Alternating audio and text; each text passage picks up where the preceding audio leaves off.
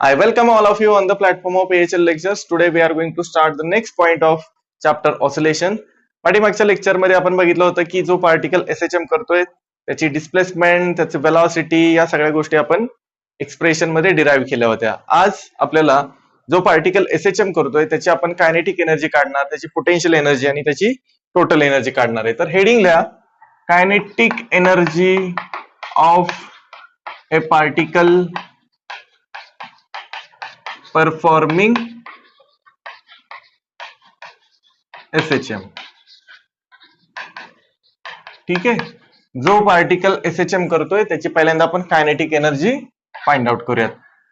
तर पहिला प्रश्न आपला असा आहे की त्या पार्टिकलला कायनेटिक एनर्जी असेल का? तर बघा, पाठीमागच्या लेक्चर मध्ये जो पार्टिकल SHM करतोय त्या पार्टिकलची आपण वेलॉसिटी फाइंड आउट केली होती. ती वेलॉसिटी आली होती v is equal to omega under root A square minus X square. या फॉर्म्युल्याचा यूज करून त्या पार्टिकलची वेलॉसिटी आपण कोणत्याही पोझिशनला काढू शकतो. आणि जर एखाद्या पार्टिकलला वेलॉसिटी असेल, एखाद्या ऑब्जेक्टला जर वेलॉसिटी असेल, तर ऑफकोर्स त्याला कायनेटिक एनर्जी असणार आहे. म्हणजे आपण त्या पार्टिकलची कायनेटिक एनर्जी सुद्धा फाइंड आउट करू शकतो. म्हणजे तो पार्टिकल SHM करताना कोणत्याही पोझिशनला असू द्यात, मीनला असू द्यात, एक्स्ट्रीमला असू द्यात, मध्ये आधी कुठेही असू द्यात, जर आपल्याला त्याची वेलॉसिटी माहिती असेल तर आपण त्या ठिकाणची त्या पार्टिकलची कायनेटिक एनर्जी फाइंड आउट करू शकतो. म्हणजे आपल्याला या फॉर्म्युलाचा यूज करायचा आहे. ठीक आहे. सो कन्सिडर ए पार्टिकल परफॉर्मिंग SHM. आपण ऍझ्युम करूयात की एक पार्टिकल काय करतोय, SHM करतोय. आणि SHM करता करता आपण ऍझ्युम करूयात की एका पर्टिक्युलर इन्स्टंटला, एका पर्टिक्युलर टाइमला तो या ठिकाणी आलाय असं आपण मानूयात. या पॉइंटला आपण मानूयात P पॉइंट. आणि मेन पोझिशन पासून त्याचे डिस्प्लेसमेंट किती झालंय, तर x इतकं डिस्प्लेसमेंट झालंय. बरोबर आहे. काय म्हणतोय मी की एक पार्टिकल आहे, तो SHM करतोय आणि SHM करता करता असं ऍझ्युम करू शकता की आपण काय केलं, त्याचा फोटो काढला आणि त्या फोटोमध्ये आपल्याला दिसतंय की तो पार्टिकल P या ठिकाणी आलाय. ठीक आहे. तो SHM करतोय आणि आपल्याला P या ठिकाणी दिसला, तर त्याचं डिस्प्लेसमेंट किती दिसतंय आपल्याला, x इतकं डिस्प्लेसमेंट दिसतंय. मग P या ठिकाणी त्या पार्टिकलला काही ना काहीतरी वेलॉसिटी असेलच. मग जर वेलॉसिटी असेल तर आपण त्याची कायनेटिक एनर्जी या ठिकाणची कॅल्क्युलेट करू शकतो. ठीक आहे. मग इथं आपण असं लिहूयात, consider A particle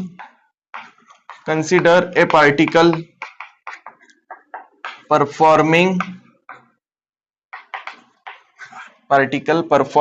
SHM.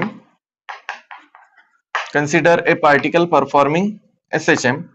Let at any instant, म्हणजे कोणत्याही एका पर्टिक्युलर टाइमला, let at any instant the particle is at point P. ठीक आहे. मग या पार्टिकल P ची किंवा या पॉइंटला त्या पार्टिकलची जी वेलॉसिटी, ती वेलॉसिटी आपण मानूयात की v इतकी आहे. Let the velocity of that particle at point P is v. ठीक आहे. तो पार्टिकल ज्यावेळेस P या ठिकाणी पोहोचला त्यावेळेस त्याची वेलॉसिटी किती आहे, v इतकी आहे. पण त्याची वेलॉसिटी v आहे म्हणजे नक्की किती आहे ते माहिती आहे आपल्याला. Therefore v is equal to omega under root A square minus X square. बरोबर आहे का? त्या पार्टिकलची जी वेलॉसिटी आहे ती वेलॉसिटी x डिस्प्लेसमेंट नंतर किती झालेली असेल, तर v is equal to omega under root A square minus X square. बरोबर. जर मी या ठिकाणी त्या पूर्ण SHM मधलं अँप्लिट्यूड टाकलं, त्याचप्रमाणे त्या पार्टिकलचं डिस्प्लेसमेंट जर मी इथं सबस्टिट्यूट केलं, अँग्युलर फ्रिक्वेन्सी सबस्टिट्यूट केली, तर मला या ठिकाणची वेलॉसिटी या फॉर्म्युलावरून मिळून जाईल. बरोबर आहे. म्हणजे या पॉइंट P ला किंवा या पोझिशनला त्या पार्टिकलची जी वेलॉसिटी असेल ती वेलॉसिटी आपल्याला माहिती आहे v is equal to omega under root A square minus X square असणार. ठीक आहे. मग वेलॉसिटी माहिती आहे, मग आपण कायनेटिक एनर्जी काढू शकतो. Therefore the kinetic energy of particle at point P या पॉइंटला त्या पार्टिकलची कायनेटिक एनर्जी किती असेल कशी काढायची, तर कायनेटिक एनर्जीचा फॉर्म्युला आपल्याला माहिती आहे 1/2 ऑफ m इंटू काय असतो, व्ही स्क्वेअर एवढी त्या पार्टिकलची कायनेटिक एनर्जी असेल. बरोबर आहे. व्ही म्हणजे काय, त्या पार्टिकलची पी या ठिकाणची व्हेलॉसिटी. मग त्या ठिकाणची व्हेलॉसिटी तर माहिती आहे आपल्याला, मग ही व्हॅल्यू उचलूयात आणि इथं सबस्टिट्यूट करूयात, म्हणजे कायनेटिक एनर्जी मिळून जाईल आपल्याला. Therefore kinetic energy is equal to M into M म्हणजे काय असेल, एम म्हणजे त्या पार्टिकलचं मास असेल. एम म्हणजे काय असणार, त्या पार्टिकलचं मास असेल. व्ही स्क्वेअर आहे, व्ही स्क्वेअर म्हणजे या पूर्ण टर्मचा स्क्वेअर करूयात, काय होईल बघा, ओमेगाचा स्क्वेअर ओमेगा स्क्वेअर, आणि इथं अंडर रूट आहे, याचा स्क्वेअर केला तर काय होईल, स्क्वेअर रूट निघून जाईल आणि फक्त काय उरेल, ए स्क्वेअर मायनस एक्स स्क्वेअर उरेल. तो कायनेटिक एनर्जी त्या पार्टिकलची किती आली, तर 1/2 of M omega square A square minus X square एवढी त्या पार्टिकलची कायनेटिक एनर्जी असेल. पण तुम्हाला एक फॉर्म्युला सांगितलेला आठवतंय का बघा, आपल्याला माहिती आहे की omega square is equal to काय असतो रे, के अपॉन एम असतो. बरोबर आहे.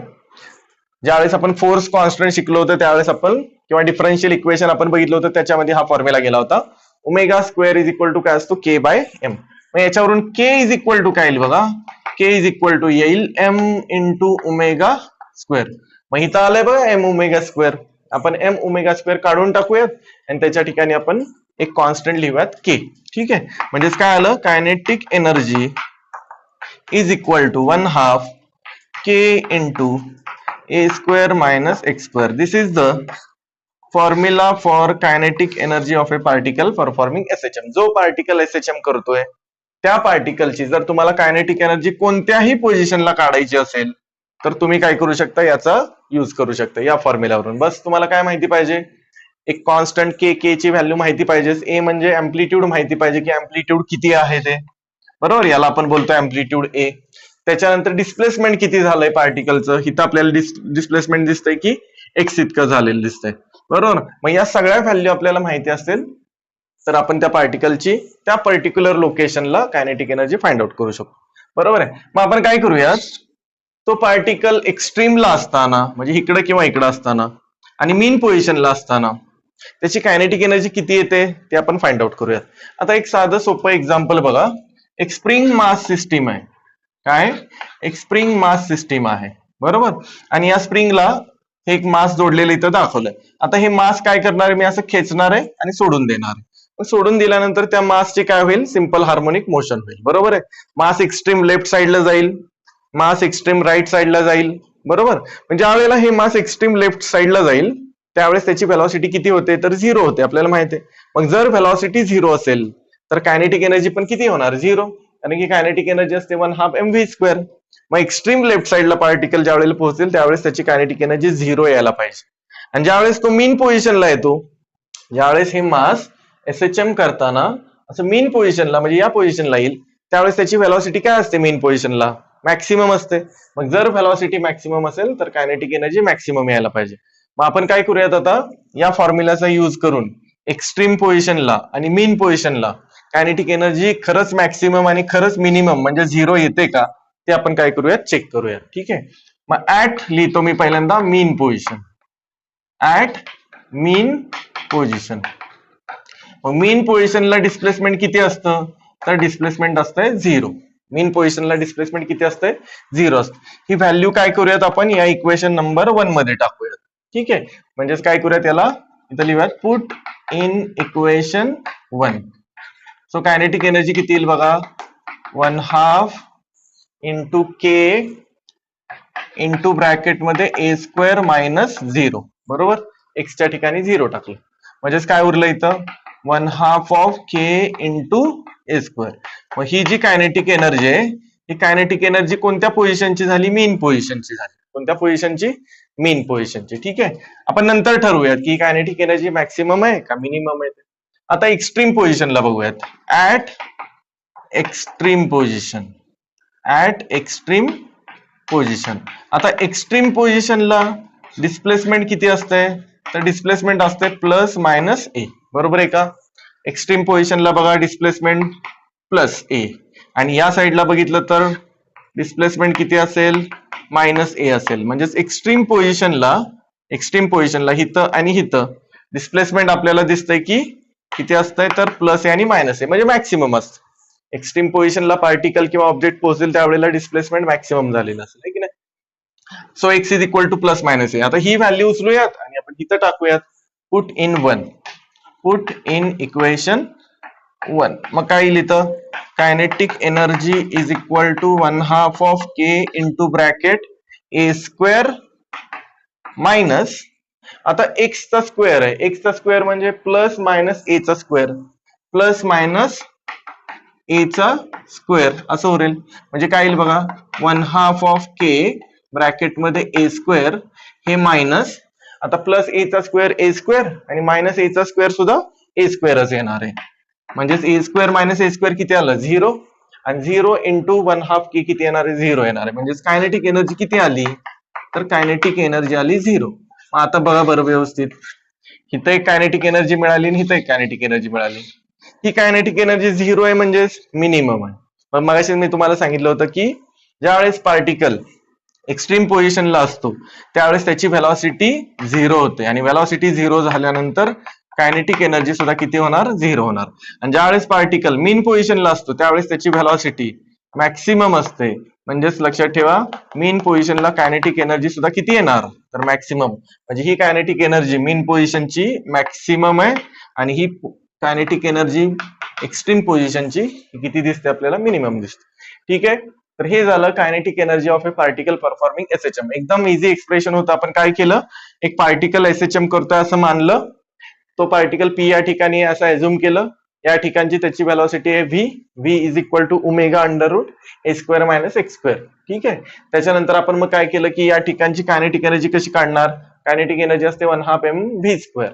मग व्हेलॉसिटी किती आहे? एवढी आहे. ही व्हॅल्यू इथं टाकली आणि याला सॉल्व्ह केलं, स्क्वेअर केला याचा, बरोबर. म्हणजेच काय आलं? Kinetic energy is equal to 1/2 of, आता एम ओमेगा स्क्वेअर म्हणजेच काय? एम ओमेगा स्क्वेअर म्हणजेच के, बरोबर. इथं सोडवलं, के into A square minus X square. ही झाली kinetic energy at any position. हा फॉर्म्युला आपल्याला जो मिळाला आहे तो फॉर्म्युला आपण कोणत्याही पोझिशनला अप्लाय करू शकतो. नंतर ठरवलं आपण की मीन पोझिशनला आणि एक्स्ट्रीम पोझिशनला कायनेटिक एनर्जी किती येते ते काढूयात. तर मीन पोझिशनला डिस्प्लेसमेंट किती असतं? 0. ही व्हॅल्यू इथं सबस्टिट्यूट केली आणि याला सोडवलं, हा फॉर्म्युला मिळाला. आता ही कायनेटिक एनर्जी कसली आहे? मॅक्सिमम आहे.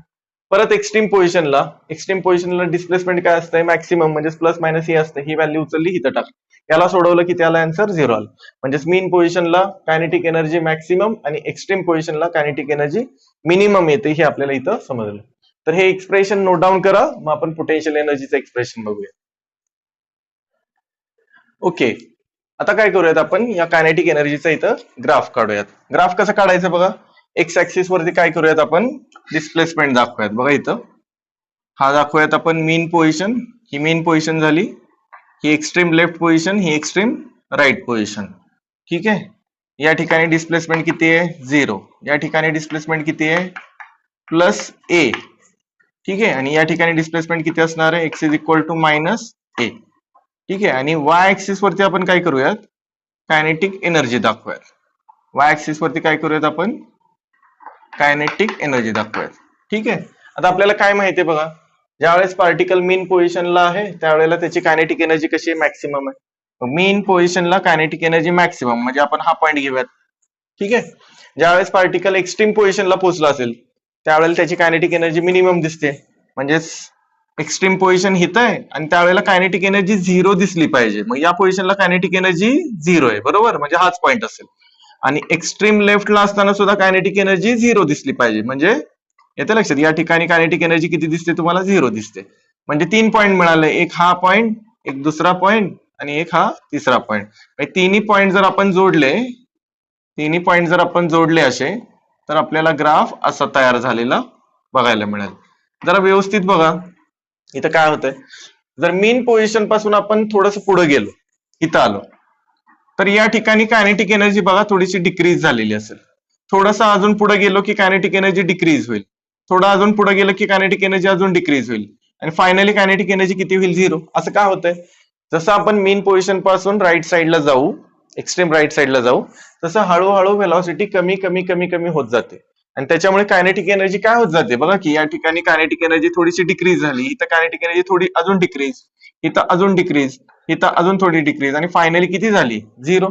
सेम तसंच इकडे पण होतंय. जसं पार्टिकल मीन पोझिशन पासून एक्स्ट्रीम लेफ्टला येईल तसं त्याची कायनेटिक एनर्जी हळूहळू कमी कमी कमी होत जाते. का? कारण की त्याची वेलॉसिटी कमी कमी होते आणि वेलॉसिटी कमी कमी होत जाते म्हणजे कायनेटिक एनर्जी कमी होईल आणि फायनली एक्स्ट्रीम लेफ्टला ज्यावेळेला तो पोहोचेल त्यावेळेस त्याची वेलॉसिटी 0 आणि कायनेटिक एनर्जी सुद्धा किती होईल 0 होईल. तर this is the graph of kinetic energy. या ठिकाणी लक्षात ठेवा कायनेटिक एनर्जी काय आहे, मॅक्सिमम आहे या पॉइंटला. इथं कायनेटिक एनर्जी मॅक्सिमम दिसते, इथं आणि इथं 0. ठीक आहे, तर हा ग्राफ सुद्धा काय करा, नोट डाऊन करा. आता आपण बघूयात की potential energy of a particle performing SHM. काय बघूयात, potential energy of a particle performing SHM. Heading लिहा. मग आता पहिला प्रश्न आपला असा आहे की पार्टिकलला पोटेन्शियल एनर्जी कधी असेल, कधी जादा असेल, कधी कमी असेल. या सगळ्या गोष्टी आपल्याला आता पहिल्यांदा समजून घ्याव्या लागतील, मग पोटेन्शियल एनर्जीचं एक्सप्रेशन आपण बघूया. ठीक आहे,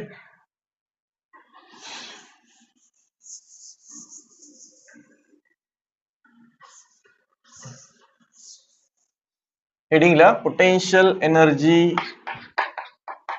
of a particle performing SHM. ठीक आहे, आता बघा एक स्प्रिंग मास सिस्टीम आपण बघूया तिथं. याच्यावरून पहिल्यांदा समजून घेऊया. हे आहे स्प्रिंग आणि हे आहे मास.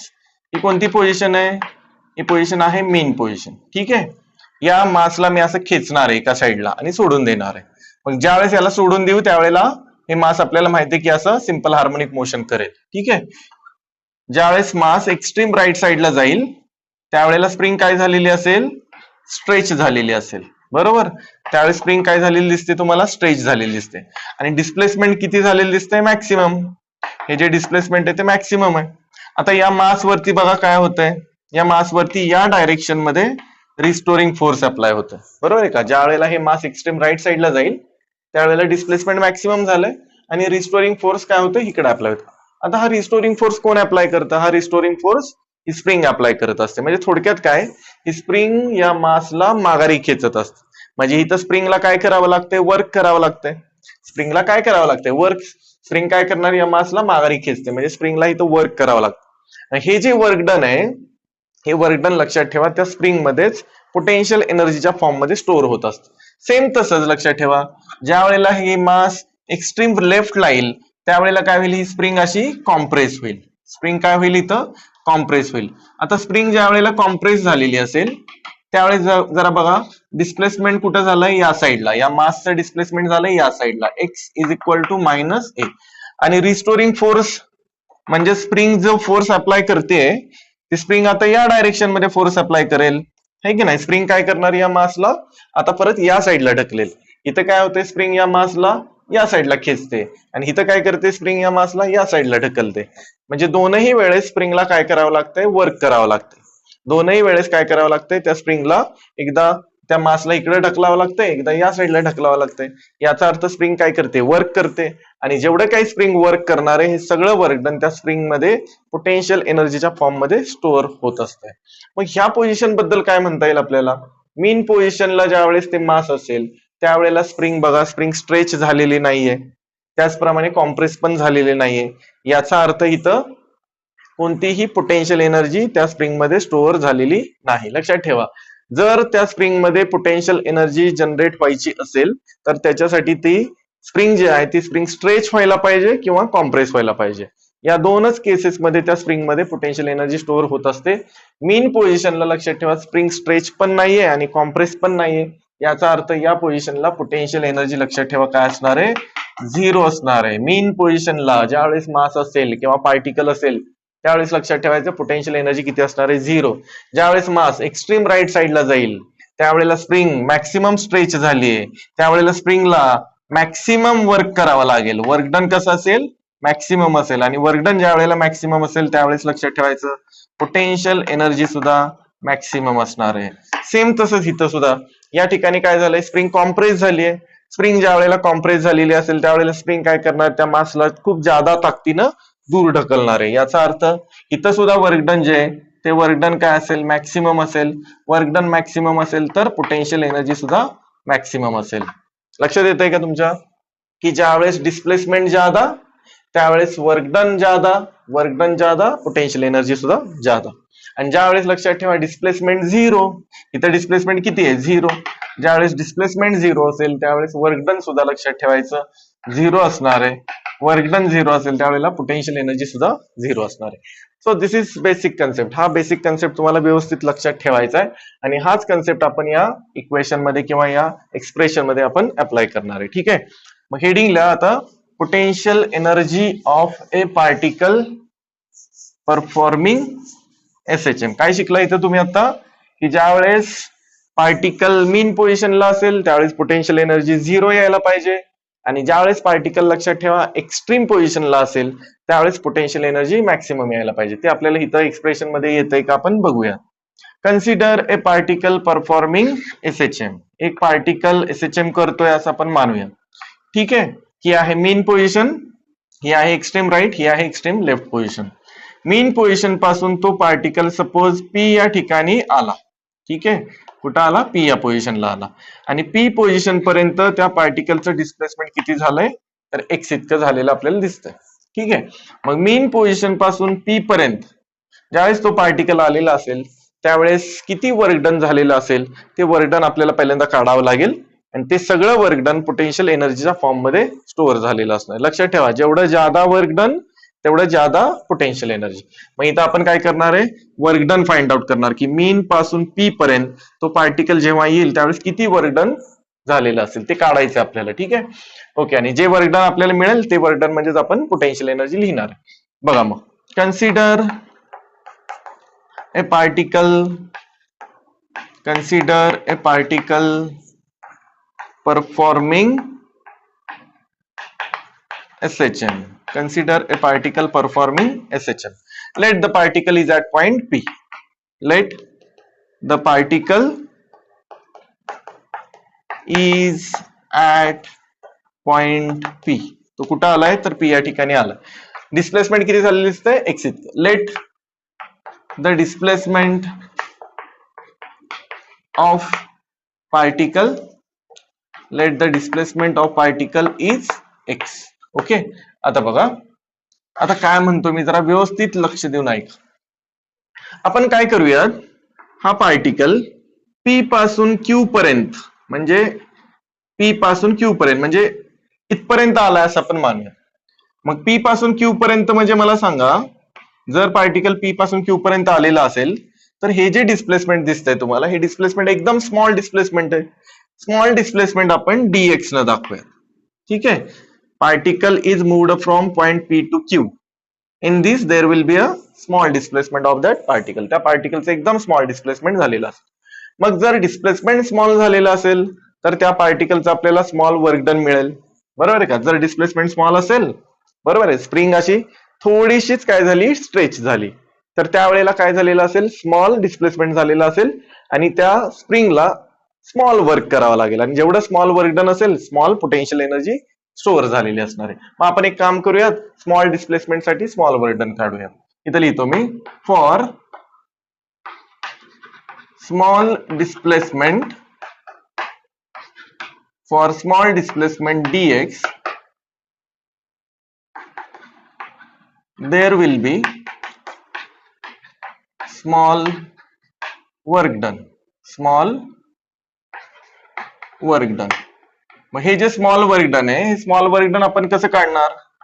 वर्क डन म्हणजे काय असतं रे फोर्स आणि डिस्प्लेसमेंट यांचा डॉट प्रोडक्ट असतो. बरोबर का.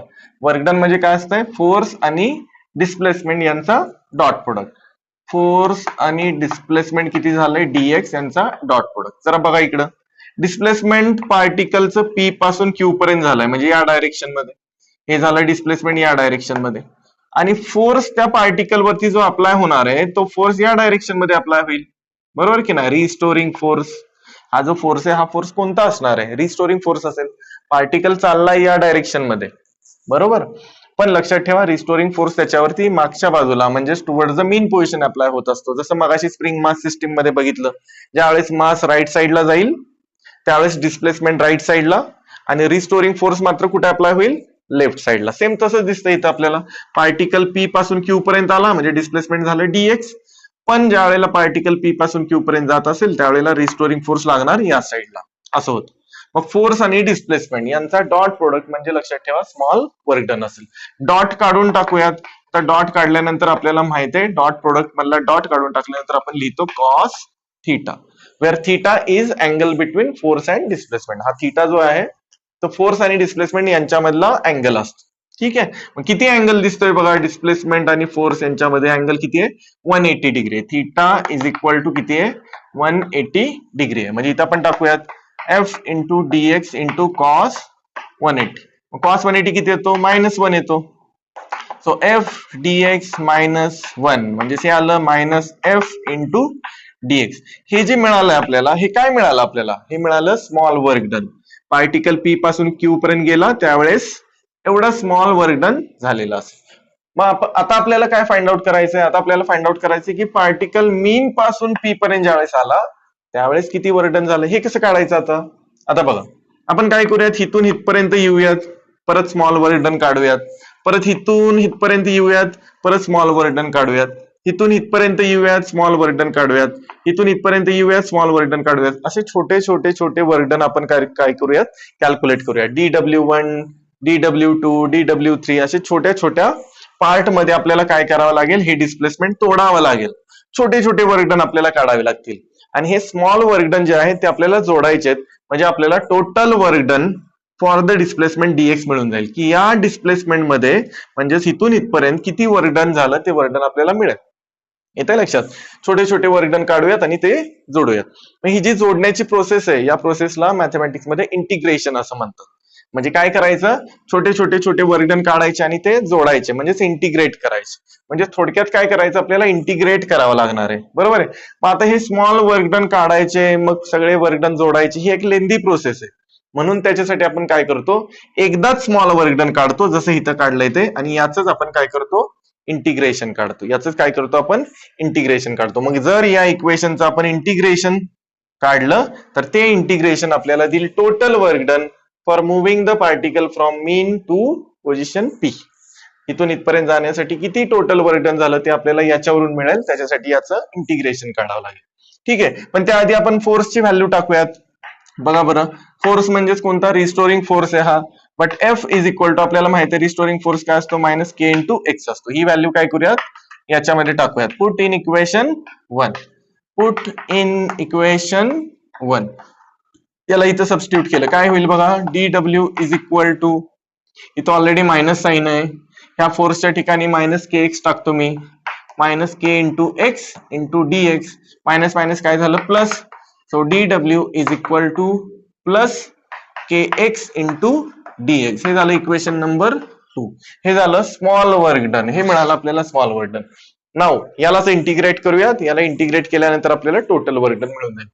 Therefore total work done is obtained by integrating equation 2. ठीक आहे, याला काय करूयात आपण, इंटिग्रेट करूयात दोन्ही बाजूला. म्हणजे integration dw is equal to integration kx into dx. आता बघा मी काय सांगतोय, आपण हे जे छोटे छोटे वर्डन काढले, इथून ते इथपर्यंत वर्डन, इथून ते इथपर्यंत वर्डन, इथून ते इथपर्यंत वर्डन, हे जे छोटे छोटे छोटे वर्डन आहेत, हे छोटे छोटे वर्डन dw dw dw जर आपण जोडत जोडत जोडत गेलो तर फायनली आपल्याला काय मिळेल, टोटल वर्डन w मिळेल. म्हणजेच integration of w dw, integration of dw काय मिळेल, w असेल. w म्हणजेच टोटल वर्डन. हे काय असणार आहे, टोटल वर्डन. dw dw dw जोडला की आपल्याला मोठा w मिळेल, म्हणजेच टोटल वर्डन मिळेल. के काय आहे, के कॉन्स्टंट आहे, साईडला घ्या, इंटिग्रेशन x dx. आता ऐका, आपल्याला या पोझिशन पासून इथपर्यंत सगळे वर्क डन जोडायचे, इथून ते इथपर्यंत. मग मला सांगा या ठिकाणी डिस्प्लेसमेंट किती आहे रे, 0 आहे. आणि या ठिकाणी डिस्प्लेसमेंट किती झालं, x is equal to X. इथून इथपर्यंत सगळेच्या सगळे वर्क डन जोडायचे. म्हणजे इथं आपल्याला लिमिट लावावं लागेल. ते लिमिट आपण टाकणार आहे 0 पासून ते x पर्यंत, 0 पासून ते x पर्यंत. लक्षात ठेवा, का लिमिट टाकतोय कळतंय, कारण की आपल्याला सगळे वर्क डन जोडायचे 0 पासून ते x पर्यंत. आणि वर्क डन जे आहे ते वर्क डन लक्षात ठेवा डिस्प्लेसमेंट वरती डिपेंड आहे. जसं डिस्प्लेसमेंट चेंज होईल तसं वर्क डन पण चेंज होणार आहे. म्हणजे आपल्याला 0 पासून ते x पर्यंत एवढे सगळे वर्क डन जोडायचे, म्हणून इथं आपण 0 टू x काय केलं, लिमिट टाकलं. म्हणजेच काय येईल बघा बरं आता, k इंटू एक्सचं इंटिग्रेशन एक्स स्क्वेअर अपॉन 2 आणि कुठून कुठपर्यंत आहे 0 to x लिमिट अप्लाय केलं 0 to x. आता काय करूयात ह्या 2 ला आपण बाहेर घेऊयात म्हणजे 1/2 इथं आहे k आणि काय करतो आपण अप्पर लिमिट टाकतो आणि मायनस परत लोअर लिमिट टाकतो. या x च्या ठिकाणी हा x ठेवला काय होईल एक्स स्क्वेअर परत मायनस या x च्या ठिकाणी हा 0 ठेवला 0 चा स्क्वेअर 0 0 चा स्क्वेअर 0 येईल. समजतंय? या 2 ला मी बाहेर घेतलं 1/2 of k upper limit minus lower limit. लक्षात ठेवा इंटिग्रेशनचा नियम आहे. म्हणजे हे काय मिळालं आपल्याला 1/2 of k into X square हे मिळालं टोटल वर्क डन. म्हणजे पार्टिकल मीन पोझिशन पासून पी पर्यंत ज्यावेळेस पोहोचला असेल त्यावेळेस एवढं वर्क डन झालेलं असेल आणि हे सगळं वर्क डन लक्षात ठेवा त्या स्प्रिंग मध्ये पोटेन्शियल एनर्जीच्या फॉर्म मध्ये स्टोअर झालेलं असणार. म्हणजे यालाच आपण असं लिहूयात this work done will be stored as a potential energy in the spring. इथं लिहितो मी this work done is stored as a potential energy in the spring. त्या स्प्रिंग मध्ये हे स्टोअर झालेलं असणार आहे. म्हणजे यालाच आपण काय लिहूयात आता हेच इक्वेशन मी डायरेक्ट पोटेन्शियल एनर्जी म्हणून लिहून टाकणार आहे. देअरफॉर पोटेन्शियल एनर्जीचा नवीन फॉर्म्युला आपल्याला इथं मिळाला 1/2 of k into X square. k म्हणजे काय आतापर्यंत कळलेलं असेल तुम्हाला 1/2 ऑफ k च्या ठिकाणी आपण लिहिणार m omega square into X square. हे कुठून आलं आता मगाशी आपण लिहिला होता ना फॉर्म्युला की omega square is equal to k by m आहे की नाही. याच्यामध्ये बघा k is equal to m omega square होते k च्या ठिकाणी मी m इंटू ओमेगा स्क्वेअर टाकतो. ठीक आहे. आता बघा हा एक अजून एक फॉर्म्युला मिळाला आपल्याला. हा एक फॉर्म्युला हा दुसरा फॉर्म्युला बरोबर आहे. आता काय करूयात आपण potential energy at mean position आणि potential energy at extreme position find out करूयात. पहिल्यांदा बघूयात आपण मीन पोझिशनला ऍट मीन पोझिशन. आता तुम्हीच सांगा मीन पोझिशनला पोटेन्शियल एनर्जी किती यायला पाहिजे. मग मी सांगितलं होतं मीन पोझिशनला पोटेन्शियल एनर्जी यायला पाहिजे 0 कारण की स्प्रिंग स्ट्रेचच होत नाही मीन पोझिशनला आणि एक्स्ट्रीम पोझिशनला ज्यावेळेस ऑब्जेक्ट जातो त्यावेळेला स्प्रिंग काय होते स्ट्रेच तरी होते किंवा कॉम्प्रेस तरी झालेली असते. इथं पोटेन्शियल एनर्जी मॅक्सिमम यायला पाहिजे. मीन पोझिशनला बघूयात आपण 0 येते का. आता सांगा की at mean position X is equal to किती असतो 0. डिस्प्लेसमेंट किती असतं 0 बरोबर. ज्यावेळेस पार्टिकल इथं असेल डिस्प्लेसमेंट किती असणार 0. मग या फॉर्म्युलामध्ये एक्स च्या ठिकाणी 0 टाकूयात बघा किती आन्सर येईल. Therefore potential energy is equal to 1/2 of k into 0 चा स्क्वेअर. किती आली पोटेन्शियल एनर्जी बघा मिनिमम आली का किती आली 0. पोटेन्शियल एनर्जी किती आली 0 आली. ठीक आहे. आता एक्स्ट्रीमला बघूयात ऍट एक्स्ट्रीम पोझिशन. एक्स्ट्रीम पोझिशनला मॅक्सिमम यायला पाहिजे.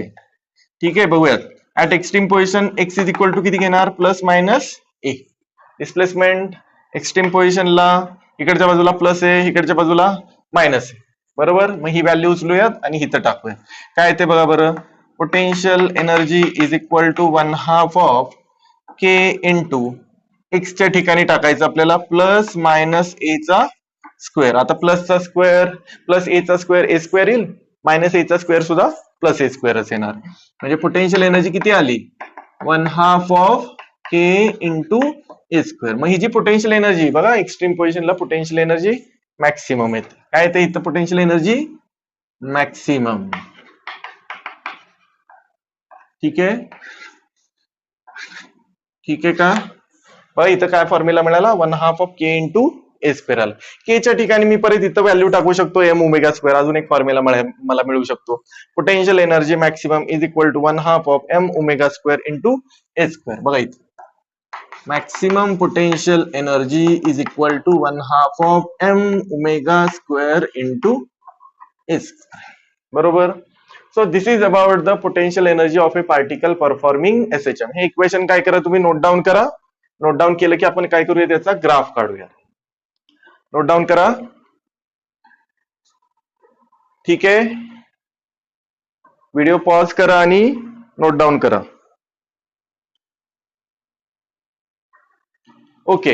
आता एक काम करूयात मी इथला पोर्शन एवढा पुसतो फक्त आणि इथं लिहितो बघा. इथं ग्राफ काढूयात आपण पोटेन्शियल एनर्जीचा ग्राफ कसा येईल बघूयात.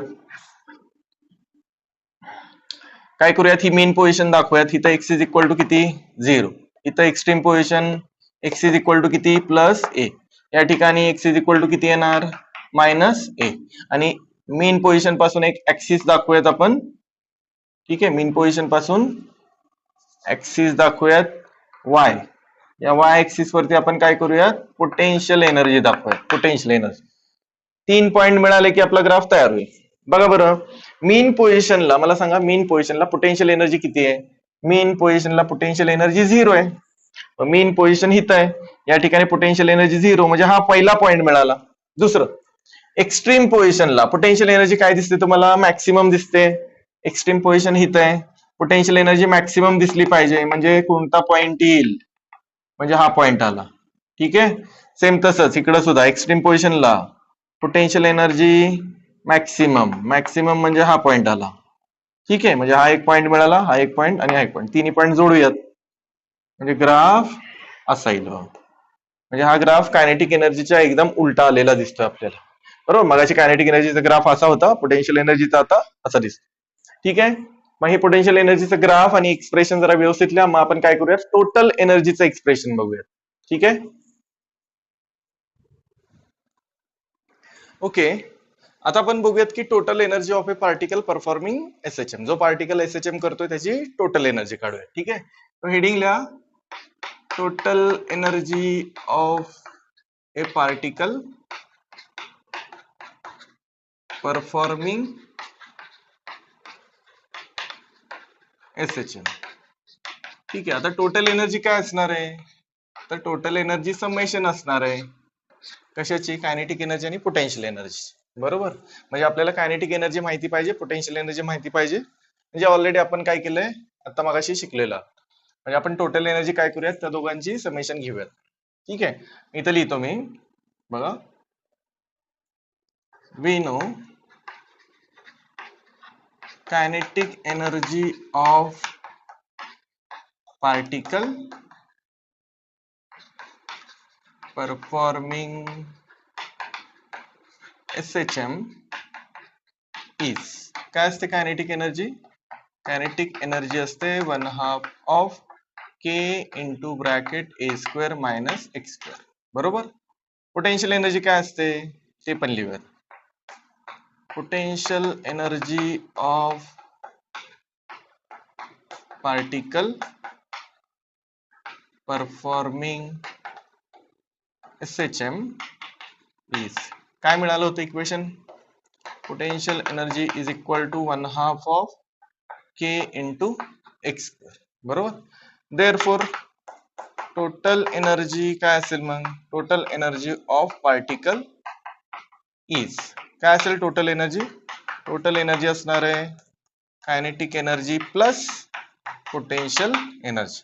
कायनेटिक एनर्जी किती आली बघा, 1/2 of K into A square minus X square plus potential energy काय 1/2 of K into X square. आता काय करूयात, या ब्रॅकेटला ओपन करूयात. ठीक आहे, तो काय येईल बघा, 1/2 of K into A square. ठीक आहे, मायनस परत 1/2 के न एक्स स्क्वेअरला मल्टिप्लाय केला, 1/2 of K into X square, इथं plus 1/2 of K into X square. इथं काय होईल बघा, minus 1/2 K X square plus 1/2 K X square cancel होईल, म्हणजे उरेल काय, total energy is equal to 1/2 of K into A square. हे इक्वेशन आपल्याला मिळून जाईल. So this is the equation for total energy of that particle. ठीक आहे, म्हणजे हे झालं कायनेटिक एनर्जीचं इक्वेशन, हे झालं पोटेन्शियल एनर्जीचं, दोघांची ऍडिशन केली, हे मिळालं टोटल एनर्जीचं इक्वेशन. आता याचा ग्राफ काढूया टोटल एनर्जी. अरे टोटल एनर्जीचा ग्राफ काढणं काय अवघड नाहीये. कायनेटिक एनर्जी आणि पोटेन्शियल एनर्जीचा ग्राफ कंबाईन करायचा. हे बघा इथं करूया. हा झाला मेन पोझिशन, ही झाली एक्स्ट्रीम पोझिशन, ही झाली एक्स्ट्रीम पोझिशन. ठीक आहे, या ठिकाणी, आणि काय करूया तिथं वाय ऍक्सिस दाखवू. ठीक आहे, ही झाली टोटल एनर्जी. ठीक आहे, पहिलं कायनेटिक एनर्जीचं ग्राफ काढूयात आपण. इथं एक्स इज इक्वल टू 0, इथं X is equal to plus A, इथं X is equal to minus A. Kinetic एनर्जीचा ग्राफ कसा होता बघा, 3 ग्राफ मिक्स करायचे, सॉरी दोन्ही ग्राफ मिक्स करायचे, तर असा ग्राफ तयार झाला.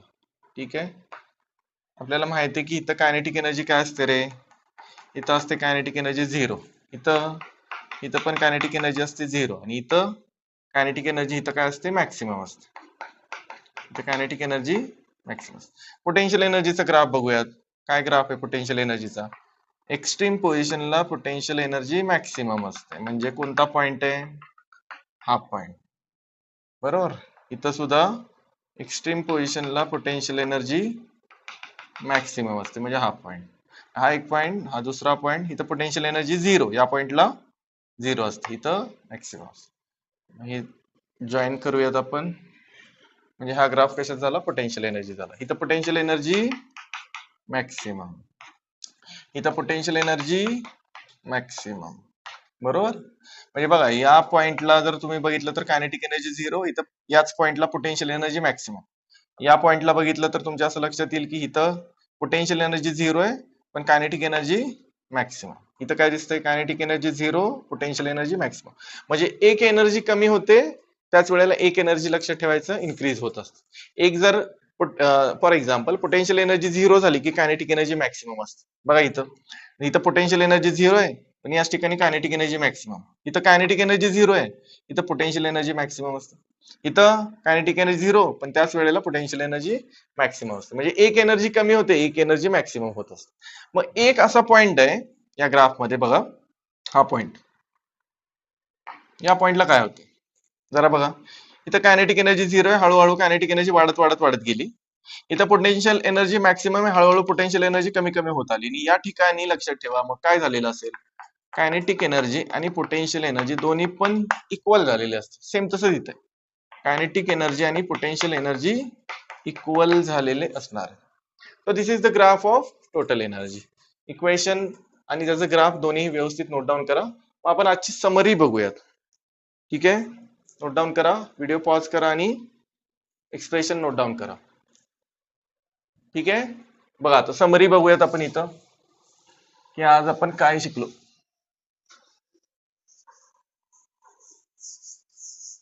बघा, 3 महत्वाचे पॉइंट शिकलोय आज आपण. समरी. सगळ्यात पहिल्यांदा आपण बघितली कायनेटिक एनर्जी. कायनेटिक एनर्जीचा फॉर्म्युला आला होता 1/2 of K into A square minus X square. त्याच्यानंतर आपण बघितलं की मीन पोझिशनला कायनेटिक एनर्जी काय असते रे? मॅक्सिमम. आणि किती असते ती? 1/2 of K into x A square. Extreme पोझिशनला कायनेटिक एनर्जी किती असते? मिनिमम असते. मिनिमम म्हणजे किती असते? 0 असते. बरोबर. हा महत्वाचा फॉर्म्युला आणि त्याच्यावरच्या ह्या दोन कंडिशन हे बघितलं आपण आज पहिल्यांदा. त्याच्यानंतर सेकंड पॉइंट आपण बघितलं पोटेन्शियल एनर्जी. पोटेन्शियल एनर्जी किती आलती? 1/2 of K into X square. हा फॉर्म्युला आलता. बरोबर. मीन पोझिशनला पोटेन्शियल एनर्जी काय आलती? मीन पोझिशनला पोटेन्शियल एनर्जी मिनिमम आलती. मिनिमम म्हणजे किती? 0. एक्स्ट्रीम पोझिशनला पोटेन्शियल एनर्जी काय आलती? मॅक्सिमम. मॅक्सिमम म्हणजेच किती आलती ती? 1/2 of K into A square आलती. बरोबर. अच्छा, आणि टोटल एनर्जी नंतर बघितली आपण. टोटल एनर्जी ऑफ पार्टिकल आपल्याला काय मिळाली होती? 1/2 of K into A square. तर हे 3 फॉर्म्युले आणि त्याच्या कंडिशन्स आपल्याला बघायला मिळाल्या होत्या. कायनेटिक एनर्जी आली होती एवढी. मीन पोझिशनला कायनेटिक एनर्जी मॅक्सिमम, कारण की व्हेलॉसिटी मॅक्सिमम. एक्स्ट्रीम पोझिशनला कायनेटिक एनर्जी मिनिमम, कारण की व्हेलॉसिटी लक्षात ठेवा मिनिमम म्हणजे 0 असते. सेम तसंच पोटेन्शियल एनर्जी बघितलं. पोटेन्शियल एनर्जी मीन पोझिशनला कशी असते? 0. बरोबर. आणि एक्स्ट्रीम पोझिशनला पोटेन्शियल एनर्जी असते मॅक्सिमम. टोटल एनर्जी या दोघांचं कॉम्बिनेशन करून आपल्याला ही मिळाली होती 1/2 of K into A square. ठीक आहे, तर आजचं लेक्चर आपण इथं थांबतोय. आजचं लेक्चर इथं थांबूयात आपण. सगळं एक्सप्रेशन तिन्ही एक्सप्रेशन काय करा? व्यवस्थित नोट डाऊन करा, त्याचा व्यवस्थित स्टडी करत राहा. ठीक आहे, ऑल द व्हेरी बेस्ट.